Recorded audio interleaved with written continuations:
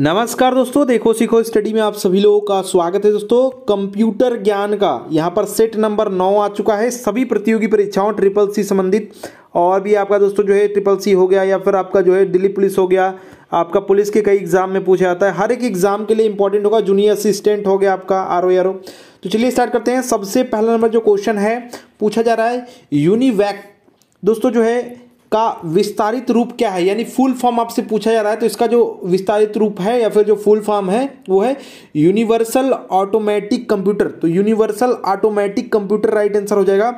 Option number A में आपका मौजूद है, यूनिवर्सल होगा। यहाँ पर यूनिवर्सल तो एरे कंप्यूटर लिखा हुआ है, यहाँ पर यूनिक है तो ये काट जाएगा आपका। तो ये तो आपका अनवैल्यूड हो गया है। तो यूनिवर्सल ऑटोमेटिक कंप्यूटर याद रखिएगा, यूनिवैक का फुल फॉर्म है। नेक्स्ट बात करेंगे, कौन सा पार्ट कंप्यूटर का दिमाग। कंप्यूटर का दिमाग दोस्तों किसको कहते हैं? दोस्तों सीपीयू को कहते हैं। सीपीयू इसका फुल फॉर्म होता है सेंट्रल प्रोसेसिंग यूनिट। याद रखिएगा, बहुत बार एग्जाम में आ चुका है। ठीक है, कंप्यूटर का दिमाग इसको कहते हैं। ये कंप्यूटर पर जो चलने वाले हार्डवेयर तथा सॉफ्टवेयर है, इससे प्राप्त जो भी कमांड होते हैं या फिर जो निर्देश होते हैं, इसका निष्पादन या फिर कहिए एक्सक्यूशन करता ही है सीपीयू। नेक्स्ट बात करेंगे, जो मेमोरी सीपीयू द्वारा सीधे प्रोसेसर नहीं की जा सकती है उसे क्या कहते हैं? देखिए बात ये हो रही है, कोई ऐसी मेमोरी आपको बताना है जो सीपीयू द्वारा सीधे दोस्तों प्रोसेस जो है प्रोसेसर हो गया प्रोसेस दोस्तों नहीं की जा सकती है। इसको कहते हैं द्वितीयक या फिर कहते हैं सेकेंडरी मेमोरी कहते हैं। सेकेंडरी दोस्तों जो है मेमोरी इसको कहते हैं, याद रखिएगा द्वितीयक। यदि सीपीयू की आवश्यकता होती है, ठीक है, तो प्रोग्राम और डाटा द्वितीयक से प्राथमिक स्मृति यानी जो प्राइमरी है, ठीक है, प्राइमरी मेमोरी को ट्रांसफर होता है।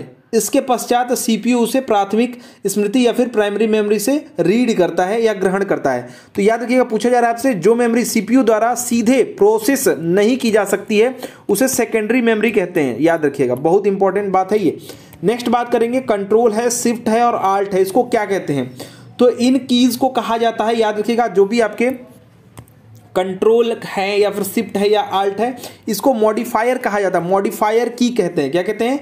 मॉडिफायर की कहते हैं। याद रखिएगा, शिफ्ट का उपयोग आप जानते हैं कैपिटल में लिखने अक्षरों को बनाने के लिए, अन्य कुंजियों हिंदी में भी उसका यूज कर देते हैं। ठीक है, और आपके प्रकृति आदि चीज में कंट्रोल का दोस्तों सॉफ्ट मतलब उसको दबा करके कोई जो है शॉर्टकट की बना देते हैं, ऐसे करके बहुत सारी चीजें यूज किया जाता है।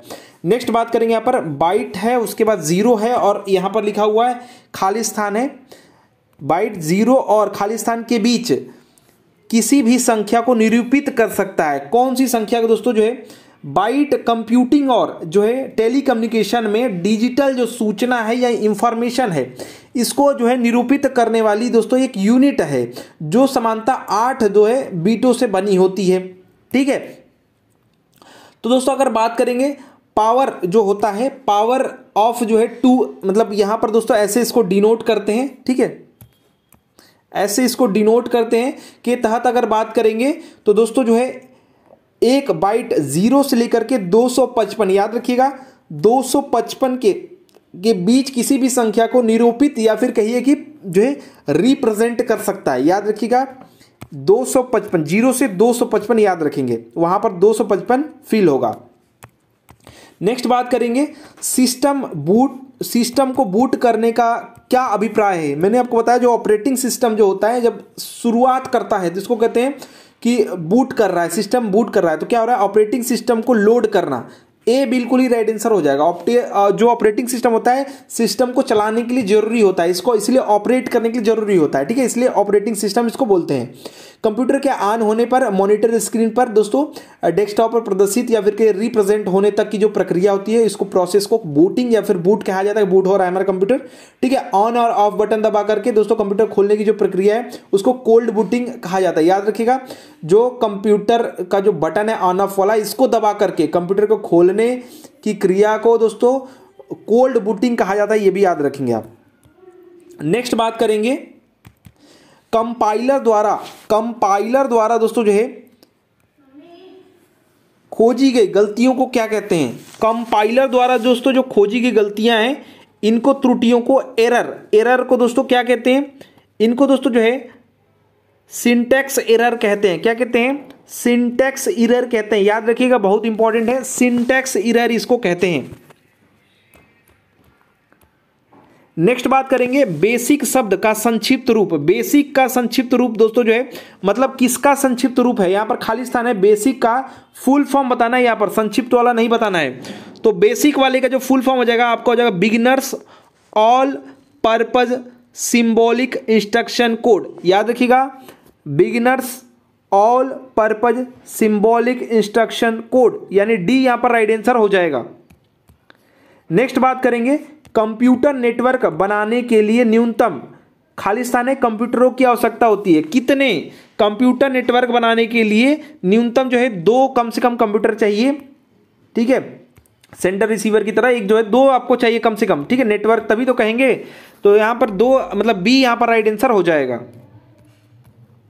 नेक्स्ट बात करेंगे यहां पर टीसीपी समानता। टीसीपी पूछा जा रहा है आपसे, टीसीपी समानता प्रयोग किया जाने वाला प्रोटोकॉल है।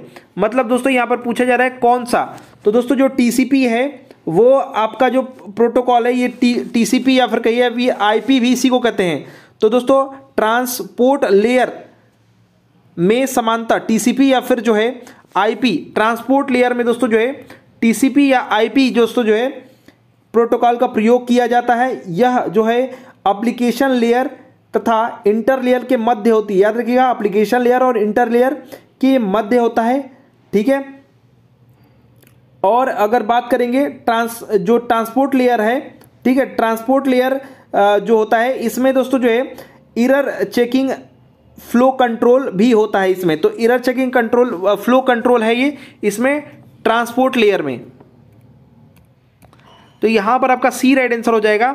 नेक्स्ट बात करेंगे इंटरनेट पर देखे जाने वाली इलेक्ट्रॉनिक पेजेस को जो है पेजों को खाली स्थान है जाना जाता है। मतलब दोस्तों किस चीज के नाम से जानते हैं, तो याद रखिएगा जो इंटरनेट पे देखे जाते हैं उनको वेब पेज कहा जाता है। क्या कहा जाता है? वेब पेज कहा जाता है। तो सी इसका राइट आंसर हो जाएगा, ठीक है, याद रखिएगा वेब पेज कहते हैं इंटरनेट पे जो पेज हम देखते हैं। नेक्स्ट बात करेंगे, नेक्स्ट क्वेश्चन है निम्न में से कौन सा ईमेल से संबंधित शब्द नहीं है? नहीं वाला पूछा जा रहा है, ईमेल से संबंधित शब्द इनमें से कौन सा नहीं है? तो आप जानते हैं इनबॉक्स होता ही है, कंप्यूटर के इनबॉक्स में आप लोग चेक करते हैं ईमेल, ठीक है। अगर बात करेंगे दोस्तों यहाँ पर इलेक्ट्रॉनिक मेल जो होता है या फिर इसका फुल फॉर्म है ईमेल का, याद रखिएगा कई बार एग्जाम में आ चुका है। सॉफ्टवेयर का प्रोग्राम यहाँ पर आपका जो है पावर पॉइंट बताया जा रहा है। तो पावर पॉइंट दोस्तों जो ये क्या है, ये ईमेल से संबंधित नहीं है। इनबॉक्स आउटबॉक्स ये सब होता ही है, रिसीवर भी आपका रहेगा ही।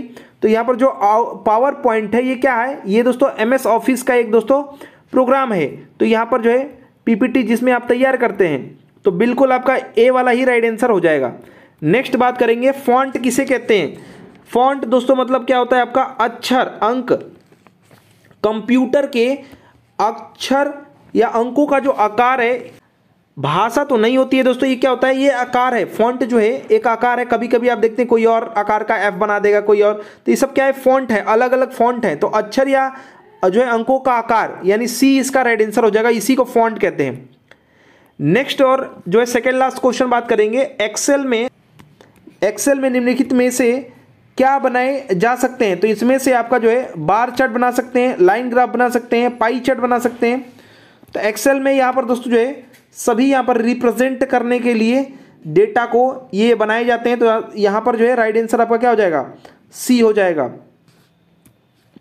एक्सेल में लाइन ग्राफ भी बना सकते हैं, पाई चार्ट भी बना सकते हैं, ठीक है। और यहाँ पर बात करेंगे तो बार चार्ट भी बना सकते हैं। नेक्स्ट यहाँ पर बात करेंगे तो ये सभी जो है डाटा रिप्रेजेंट करने के ऑप्शंस हैं, कैसे कैसे रिप्रेजेंट किया जाता है। नेक्स्ट और लास्ट जो क्वेश्चन है, माइक्रोसॉफ्ट एक्सेल में सेल का चयन करने के बाद अगर F2 कुंजी दबाएंगे, माने F2 की को अगर हम दबा देंगे तो क्या प्रभाव पड़ेगा?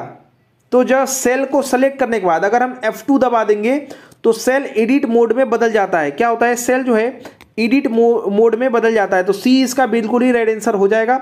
माइक्रोसॉफ्ट एक्सेल में जो सेल है की पहचान एड्रेस करता है, याद रखिएगा उसका एड्रेस होता है। माइक्रोसॉफ्ट एक्सेल में एक्टिव जो सेल होता है करेंट को फॉर्मूला बार जो होता है उसको फॉर्मूला बार कहते हैं, इसको दोस्तों ये रिप्रेजेंट करता है। तो यहाँ पर जो है दोस्तों सी आपका राइट आंसर हो जाएगा। तो देखिए दोस्तों ये सेट नंबर आपका जो है 9 था कंप्यूटर से संबंधित। आशा करते हैं दोस्तों कि हमारा प्रयास, हमारा वीडियो पसंद आया होगा। वीडियो को अधिक से अधिक लाइक शेयर कीजिएगा। हमारा वीडियो देखने के लिए धन्यवाद। Please like and share. धन्यवाद।